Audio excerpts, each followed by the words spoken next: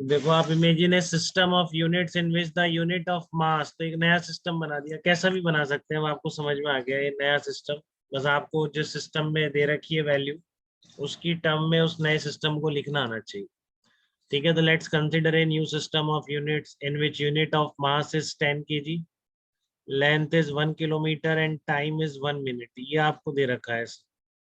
ठीक है, unit of mass 10 kg, length दे रखा है 1 किलोमीटर, टाइम है 1 minute. Then find out value of 1 joule in the system.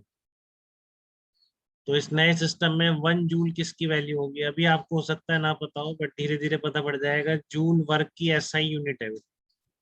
ठीक है ना, जूल वर्क की एसआई यूनिट है, तो N1 इक्वल टू 1 है आपको। और जिस यूनिट सिस्टम में दे रखा है वो आपको क्लियरली डिफाइन है, 1 kg, 1 मीटर, 1 सेकेंड। ठीक है, क्योंकि 1 जूल में क्या कह रहा हूँ आपको, एसआई यूनिट कह रहा हूँ, किसकी? वर्क की। ठीक है, और वर्क की डायमेंशंस ये होती है, डाउट तो नहीं किसी को वर्क की डायमेंशंस में? बताइए, वर्क की डायमेंशन सब लिख लेते हैं क्या बेटा? वर्क की डायमेंशन कैसे लिखी थी हमने, याद है किसी को? किससे लिखते हैं? जसवंत बता सकते हैं वर्क की डायमेंशंस, फार्मूला वर्क का? कल आपने देखा हो तो, वर्क इज इक्वल टू क्या होता है? फोर्स इनटू डिस्प्लेसमेंट होता है कि नहीं?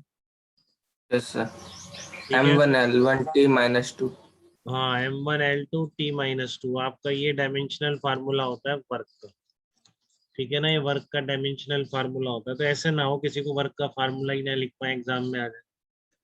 ठीक है ना, कोई वर्क का फार्मूला अपने स्कूल एग्जाम में नहीं लिख पा रहा है, डायमेंशनल फार्मूला, ऐसा मत करिएगा। फोर्स, डिस्प्लेसमेंट, वर्क, ये तो बहुत कॉमन हो गया। ठीक है ना, बाकी आपके अपेंडिक्स दे रखा है एनसीईआरटी में, अगर स्कूल वाले फोर्स करते हैं कि आपको सब याद करना पड़ेगा। ठीक है ना, तो फिर आप उसको याद करिएगा। सबसे लास्ट है 9, सबसे लास्ट में एनसीईआरटी के फर्स्ट बुक के। ठीक है ना, बहुत सारी क्वांटिटी दे रखी है, तो अराउंड 80-90 क्वांटिटीज हैं, तो सारे फार्मूले आपको 2 इयर्स में वैसे ही याद हो गए।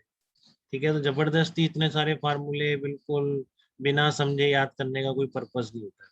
बहुत बेसिक वाले आपको बताइए, वेलोसिटी, एक्सेलरेशन, फोर्स, वर्क।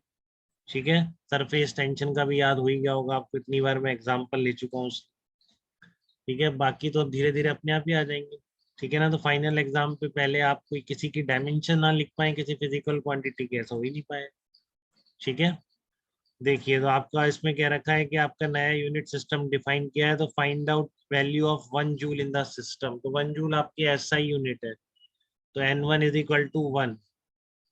ठीक है, तो आप फार्मूला लगाएंगे कौन सा? वही वाला अपना, N2 N1। फिर आपका एसआई यूनिट में इसलिए 1 kg, 1 मीटर, 1 सेकेंड। डायमेंशन रख देंगे ऊपर 1, 2, -2। जो नया यूनिट सिस्टम है उसमें मास कितना है? उसमें मास की यूनिट है 10 kg। ठीक है, तो यहाँ 10 kg रख। उसमें जो लेंथ की यूनिट है 1 किलोमीटर, तो आप उसको मीटर में कन्वर्ट करके रख दो, आपको पता है 1 kilometre is equal to 1000 metre, तो यहाँ 1000 मीटर आ गया। फिर कह रहा है टाइम 1 मिनट है, तो आप क्या करो, यहाँ पर 60 सेकेंड रख। देख रहे हो बेटा, यहाँ पर क्या करोगे आप? 60 सेकेंड रख, क्योंकि 1 मिनट तो कितना होता है? 60 सेकेंड के बराबर होता है। तो बस आपका नई यूनिट में मैग्नीट्यूड आ गया। N2 is equal to N1 को 1 रख दिया। ये कितना आ जाएगा? 10⁻1, ऊपर जाके 10⁻−1। ये आएगा 1/10⁻6, तो ऊपर जाके 10⁻−6। ये आएगा 60⁻², तो ऊपर जाके 60 स्क्वायर। तो कितना आ जाएगा आपका? ये 36 इंटू 10⁻−5 आ जाएगा। ये अपन ने कर लिया था कल, है ना? ये मुझे याद आ रहा है, ये कर लिया था अपन ने शायद। बताइए, ध्यान है किसी को? नहीं किया था क्या? चलो ठीक है, जो भी। अब आपको क्लियर है? 36 इंटू 10⁻−5। देखो, डाउट तो नहीं है किसी को? स्नेहिल आप बताइए बेटा,